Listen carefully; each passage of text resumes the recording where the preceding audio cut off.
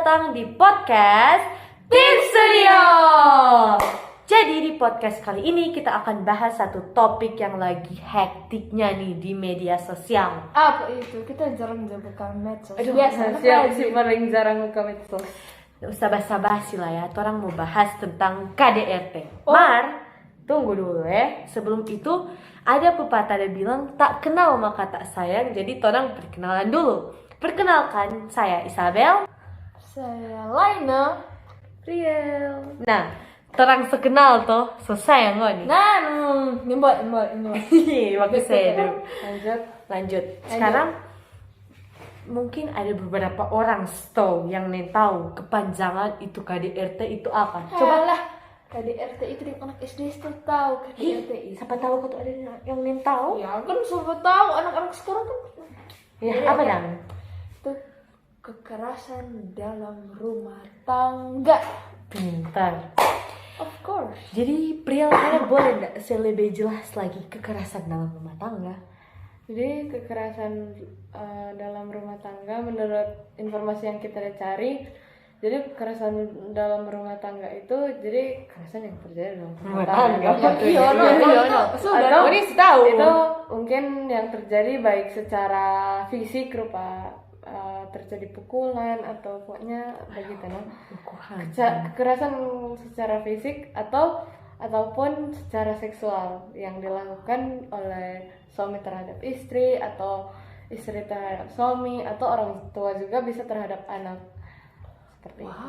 Ya, seperti itu kan tuh. Kang. Orang tua di anak itu termasuk KDRT. Iya sih, karena itu sangat amat. Ya, biar ya kita mau membahas ini tapi ternyata bisa mendapat pengetahuan yang baru.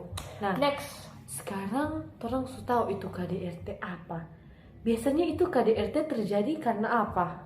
Kalau dari kita itu karena misalkan dorang itu dijodohkan, perjodohan. Pernikahan paksa yang ini. Iya, dapat cerita ya boleh lah tipis-tipis begitu. Jadi misalkan ini cowok orang sebut namanya Asep. Cewek macet juga. Mau tuh? DP Sarco. Sudah. Sarcet dorang. Sarcet dan jadi- Asep. Nah, Sarcet dan Asep. Ini dorong dua ini udah kawin ini terpaksa. Ini Asep ada kotek so ada. Mirna Kang. So ada cewek duluan, so ada Maisha. Shana. Mirna juga. Shana. Oh, Shana Jo. Shana yang dimana dorong Shana ini di mata ACP orang tua ternyata dia tidak baik. Oh. Kalau akhirnya ACP orang tua mempunyai ide untuk menjodohkan Asep dengan Marce. betul sekali. Nah, karena itu jadi Asep ini mulai merasa rupa kayak apa ini Marce ini datang-datang Sudah langsung kawin. Langsung kawin. Kok misalkan ini Marce ini mau kasih peringatan atau mungkin bahasa ingat kata Pak Asep Mana sekawin? jangan pulang-pulang malam ya, kalau sepulang kantor langsung pulang. Ini Asep merasa terganggu karena dia rasa Marce ini orang DP baru. sapa-sapa. Karena kita nanti anggap ngerata kayak istri. Nah dari situlah terjadi kekerasan dalam rumah tangga seperti begitu. itu. Nah, kalau menurut kita pendapat ya, contohnya ini Asep. Asep ini sayang sekali pani Marce. Saking sayangnya dia nak sadar itu berlebihan. Maksudnya ding Marce badekat pa laki-laki lain jo, langsung menggebu-gebu nih Asep emosi. Panas. Tanpa dia sadar, karena dia tahu melampiaskan bagaimana, mungkin dia bamarah nak cukup sudah ya, dengan tangan bapigi. Akhirnya itulah terjadi kekerasan di dalam rumah tangga. Kalau nggak ada apa nggak ada? Sebelum lanjut, yang merasa ada DP nama samar yang udah bilang itu cuma Itu nama ilustrasi. samaran ya, nama Itu cuma samaran. ilustrasi, mohon tidak tersinggung. Oke, lanjut. Jadi menurut kita ini tentang DP apa? DP penyebab kayak apa ini mau ini kan DRT ini kayak pada terjadi DP akan apa Ini sih? rupa dia di dalam ini hubungan dia tidak bisa menyelesaikan masalah yang terjadi dalam rumah tangga itu dengan betul-betul ya rupa kepala dia. Dorang nembol misalnya pelaku ini boleh bicara dengan misalnya ada kesalahpahaman tuh di dalam apa entah istri atau suami atau anak lah begitu.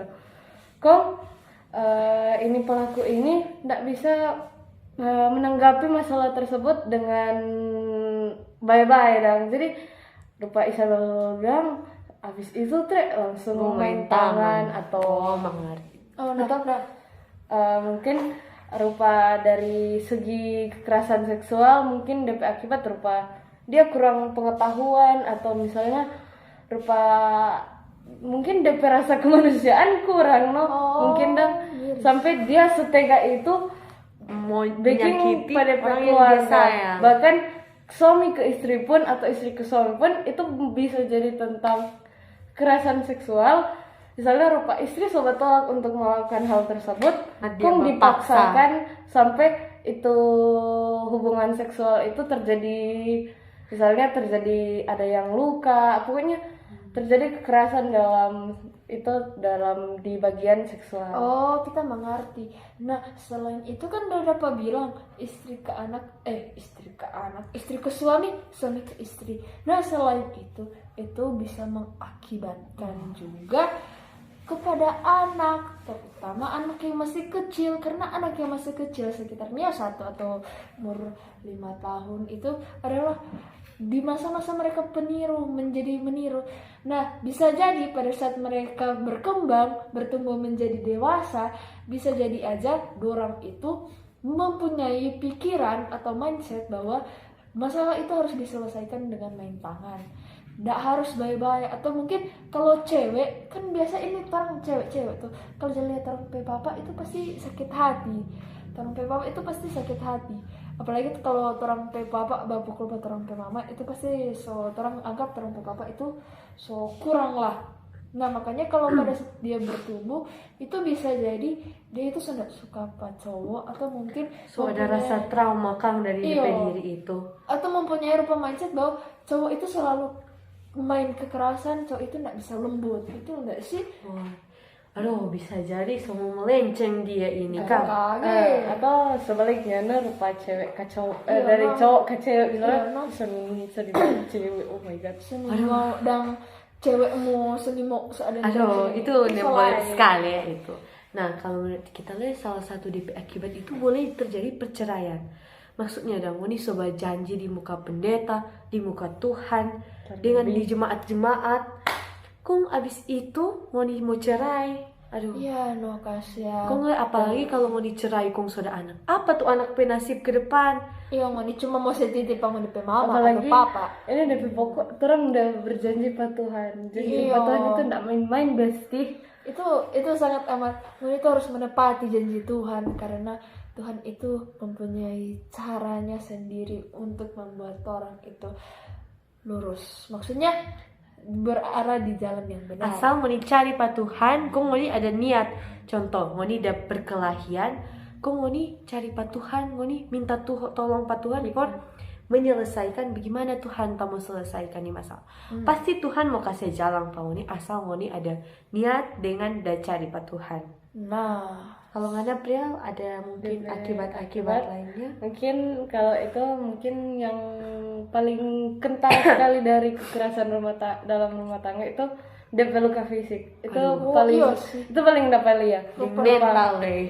Berupa misalnya berupa ada misalnya ada mungkin stop pada DP kaki so ada biru-biru, DP pipi so biru-biru, cowok ganteng kok so luka-luka, DP mata so biru, atau misalnya sampai ada ketika diperlakukan secara kasar atau mengalami kekerasan itu korban sampai mengeluarkan darah atau sampai ke luka dalam berupa misalnya dapat tarik rambut atau DP kepala dapat injak, dapat skop berpengaruh pada DP otak atau mungkin dapat injak di dada atau dapat tumbuh. Itu parah sih. Itu bisa mengakibatkan pada DP paru-paru, boleh jadi asma, itu juga berakibat di jantung, banyak akibat-akibat yang fatal dari kekerasan dalam rumah tangga ini.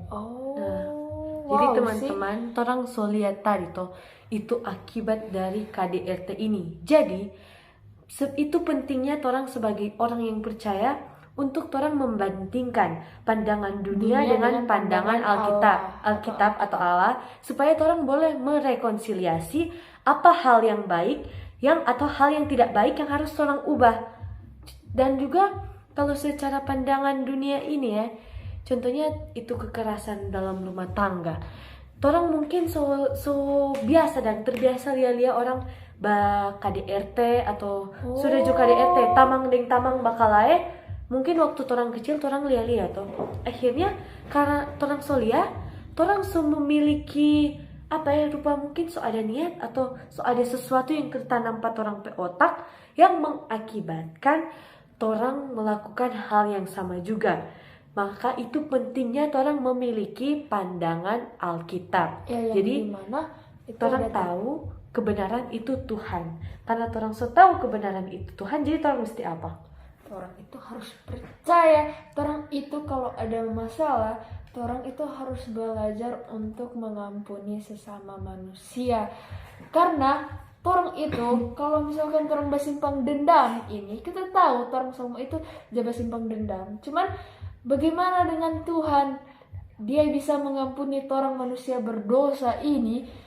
Kong torang sebagai manusia yang berdosa, kong torang nih mau mengampuni torang pe sesama, itu memang benar-benar sangat kurang baik begitu. Kita tahu itu susah untuk mengampuni, cuman setidaknya orang mau ada niatan dan belajar bagaimana memaafkan orang dan memang benar-benar memaafkan. Jangan mau dimaafkan cuma karena kita mau berubah, jadi kita mau maaf ke dia. Dan itu sebenarnya sudah ada niat, cuman jangan kaget lama ada tamang yang ungkit masa lalu. Dia semua sama dengan kalau ada firman Tuhan di mana pria? Kalau rupa terang mencari ada di Efesus 5 ayat 25 sampai 33. Teman-teman yang boleh baca sendiri deh. Itu pokoknya DP itu tentang itu sih lebih ke mengasihi suami dan istri. Saling mengasihi supaya tidak terjadi ini kekerasan. Sama dengan di di Keluaran 22 di 10 perintah Allah, di situ kan so bilang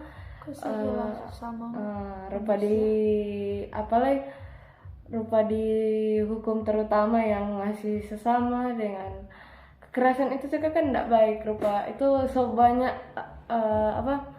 so ditentang sama Tuhan. Di Alkitab so banyak tertulis tentang tidak melakukan kekerasan dan lain-lain. Karena jadi memang pernikahan itu tidak cuma main-main atau apalagi kekerasan, karena setiap orang itu mempunyai pasti ada alasan dorang mau melakukan kekerasan, yang dimana dorang itu mungkin sudah tertanam mindset bahwa dorang itu menyelesaikan masalah itu harus dengan kekerasan, itu langsung selesai, atau memang sudah balik lagi sudah mempunyai dendam tersendiri dari hatinya yang akhirnya diluapkan dengan main tangan atau kekerasan, dan itu sangat tidak baik. Jadi itulah pentingnya orang sebelum memulai hubungan yang lebih serius lagi, memang mesti mempersiapkan diri itu baik-baik.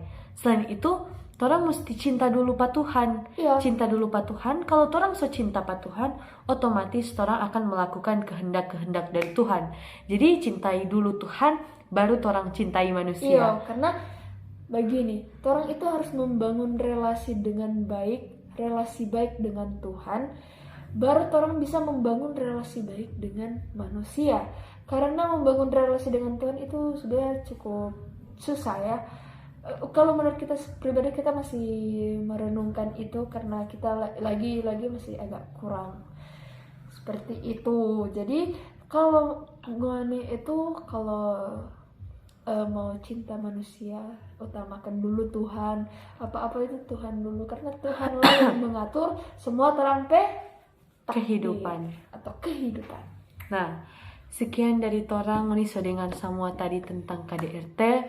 Semoga apa yang torang sampaikan itu bisa memberkati pangoni semua dengan moni ingat baik-baik apa yang torang udah bilang, karena itu KDRT itu bukan hal yang kecil. Dan Ngoni itu bisa mempelajari dari Terante podcast kali ini.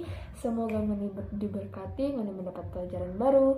Dadah. Tuhan Yesus memberkati. God bless you.